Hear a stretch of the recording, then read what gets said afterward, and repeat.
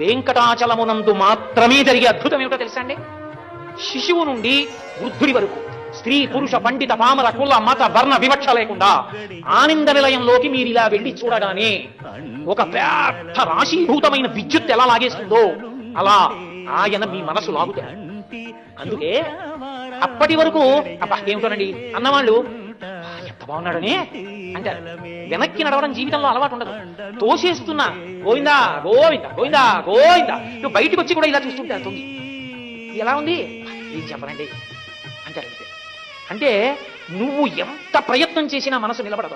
ఓం శ్రీనివాసాయ నమః అంటుంది, ఇలా పువ్వేయి మనసు ఎక్కడికి పోతుంది. అలా వెళ్ళిపోయే మనసు ఒక్క ఆనంద నిలయం దగ్గరికి వచ్చేటప్పటికి మాత్రం మీరు వెళ్ళమన్నా వెళ్లకుండా ఆయన మీదకి వెళ్ళి, అంటే మీ మనసు మీరు పెట్టడం కాదు, మీ మనసు తను లాగుతాడు. మీరు అలా 2 క్షణాలు చూశారనుకోండి, ఆ 2 క్షణములు మీరు తపస్సు చేసి ఈశ్వర సాక్షాత్కారం పొందారని మీ జీవుడికి